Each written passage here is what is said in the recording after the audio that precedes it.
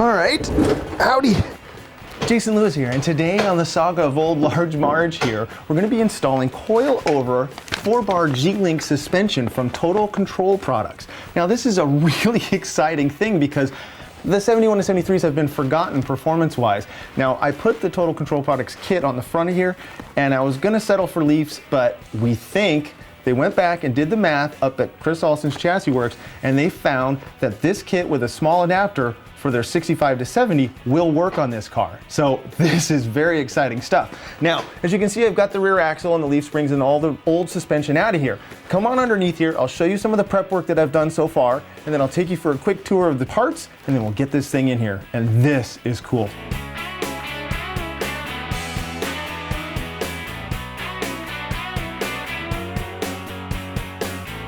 Now I have the gas tank out now, but as you can see, the suspension's out. I just wire wheeled and cleaned everything up, sprayed a little bed liner on there, and it looks pretty good.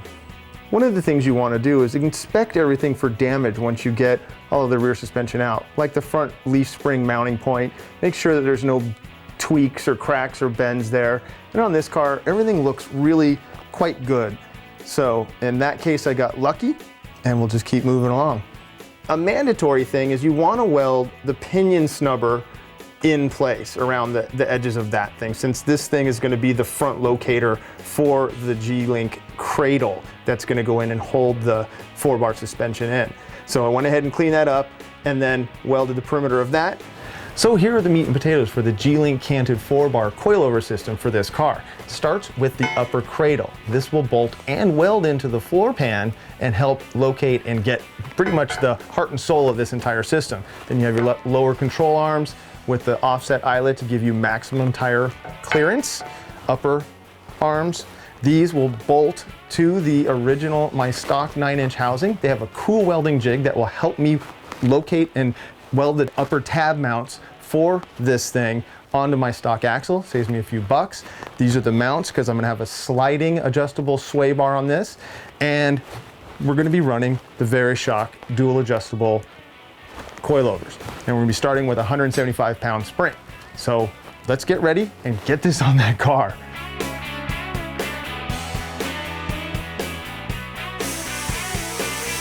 First up is to prep the cradle to frame brackets by grinding the zinc plating off where the welds will go. Trust me, you don't want to be breathing welded zinc plating. Ask me how I know. Then mount the brackets to the cradle just snug for now. Dive back under the car and hike the assembly into position using any body parts you can. Once in place, clamp that sucker. So let me just show you that trick I just pulled to get this thing hung with one person. The kit comes with grade 8 bolts and nylocks for everything. So what I did, I just substituted a quick standard 5/8 or 5/16 bolt and nut here that's thread down from the top and just hanging through. So you get that finger tight, you get your clamps on, and now the thing's hung and you can get a good look at it. Now, once you got this thing in here, you have to square it up. Now what I'm gonna do is square it up to the front leaf spring mount, and what I'm showing is 25 1/4 to the front corner of that. Turn battleship, and let's see where we're at. We're at 25 1/4. Now that just happens to be pure luck. I have this thing all the way forward up against the axle snub right here, and this one is too. That doesn't always happen. It's good to be lucky sometimes. Now, this is the trick. Our holes don't match up here, and if you can see, these no longer line up, and then there'll be a gap right here, so I can fit my fingers in here even with the rough fit. This is where this piece right here, which is the key to this entire kit fitting in this thing, this now slides up into place between the factory pinion snubber and the upper cradle here. So this is the adapter. This is the factory pinion snubber. This is the adapter, and then these are the bolts that we're going to use to hold it in place. And right now I just have it lined up exactly where I want. Once we finish scribing our lines on the frame rail mounts over here, I'll tack this in place. We'll pull the cradle out. I'll do a perimeter weld around that, and we'll mount the cradle in for final. Here is the adapter welded into place and ready for a little paint. The reason for marking the frame rails is to give you an idea of the area needed to clean for a good weld to the bracket, and to show you where to drill the holes for the U-bolts that help to secure everything into place. Don't forget to double check your measurements as you go. Okay, so we have the cradle in the car. It's being supported by the new pinion adapter bolts that go here, and the frame rail brackets with the U-bolts are tight. Now we're gonna go, this is the upper shock mount on this car, and then this is the tab that secures the cradle through that hole. Now you're gonna use one of these, or well, depending on your application, you're gonna use these. They supply you with a number of these in this kit to take up the space right here. And on this side, on the passenger side of this car, is gonna take one shim, and then I'll put the bolt up through here, and then there's a 1/4 inch washer on the top side, I'll show you, that will secure the nylock on the top inside. Now, I have a little trick, since I'm alone here, and you take this duct tape, becomes your second man, and I will put the shim in through the bolt, tape it in place, thread the nylock, then come back down, get my wrench in place, and then these get torqued to 70 foot-pounds. I'll show you that in a minute. Okay, as you can see, we're inside the car now. You take the thick washer, and you're gonna just wanna put that, there's your bolt coming in from the eyelet downstairs, we'll call that, being held by our second man.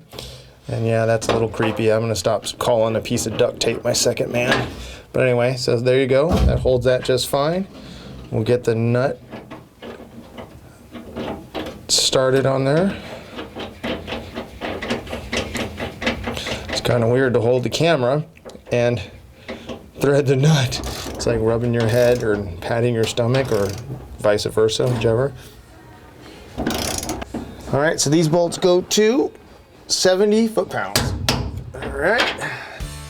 Now it's time to get the stock 9-inch rear axle housing ready to install.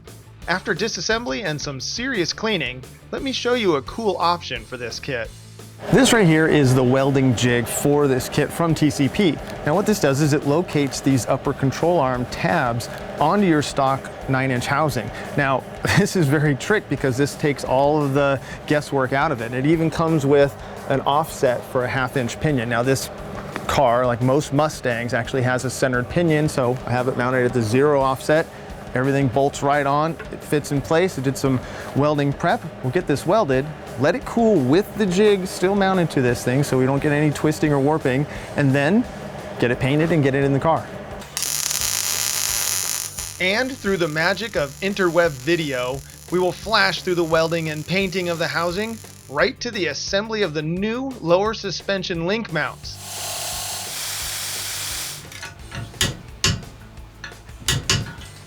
Then for the moment we've all been waiting for, rolling this thing underneath the car and installing it.